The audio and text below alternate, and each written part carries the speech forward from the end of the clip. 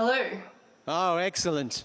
Okay, Lee, you get 10 points, 10 points for turning up and not getting attracted to the riding around on a scooter, as pleasurable and as exciting and fun as that may be. So look, Lee, are you ready to go? Yeah, scootering at the moment. It's raining out there. Excellent. All right, I'll hand over to you, Lee. Take it away. Thank you. Yeah, my name's Lee Foster. I'm the founder of Innovate Wisely.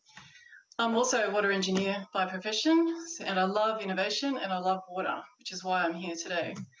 Several years ago, I started embarking on a research degree to find out more about innovation. I wanted to understand how it works and often how it doesn't work. And from that research, I developed a new way of implementing your projects, the innovation in your projects called InnoWise. It's called InnoWise because it connects knowledge with innovation, so you innovate wisely. Next slide, please. The research showed me that innovation is absolutely necessary, which is why we're all here today. And as the saying goes, if you don't innovate, you die. But innovation is difficult. It's difficult because it involves change, and change is hard for most people. It requires a driver. You need a reason to change. It's also risky. It's risky because it involves a lot of uncertainty because you're doing something new. The other problem is it's not easy to manage. It's a dynamic process, and most management tools out there are linear, so not designed for innovation. And people often use hard metrics like time and budget, which are not really suited to innovation either. So my research found that there was a bit of a missing link in the mixture, which was around knowledge. And people don't often manage knowledge all that well. So I thought there was an opportunity to potentially improve how we manage innovation by managing knowledge at the same time. But the academic literature didn't really articulate that very well, the relationship between innovation and knowledge, which is what I did in my research. And it's described in the process InnoWise. That research finished in 2018, thank you, and came up with this process here that is illustrated here, summarised here. There's 4 steps to it, and it's described as a process. It's not linear, as I mentioned before. The innovation projects can come in at any point, but ideally it would be best if it came in at the form stage. The form stage is where you're initiating your project. You're understanding the problem, the need, the driver, which is really important to keep the momentum going, but also what your knowledge goal is. What's your knowledge goal and what's the knowledge gap within your organisation? And then from that knowledge gap, who should you be collaborating with? And what resources do we really need to continue that knowledge journey throughout the whole innovation cycle?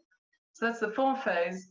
Create phase is when you start to turn that idea into an innovation, but you're also creating new knowledge and the new knowledge objects to transfer that knowledge to your customers or whether internal or external.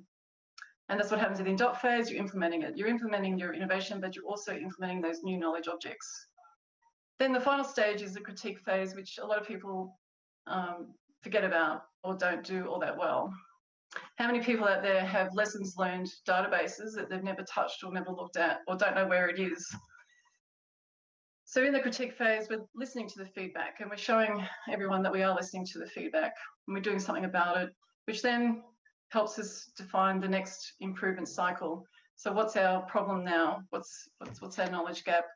What's our knowledge goal? And we continue.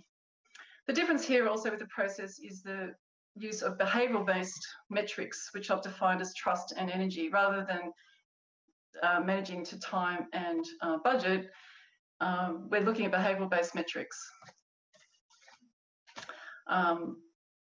So from the process of developed some products for businesses to use, which is the inner plan and the inner pulse. The inner plan is like an innovation on a page, which is presented here. The inner pulse is the project health check based on the trust and energy metrics.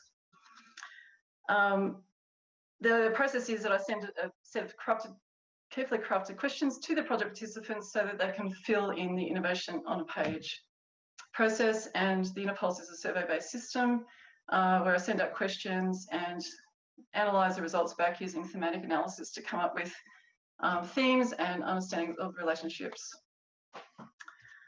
The product is fairly well priced. The starter package starts at less than $200, so it's not a difficult thing to start using, but the price goes up depending on how much effort you require from Innovate Wisely.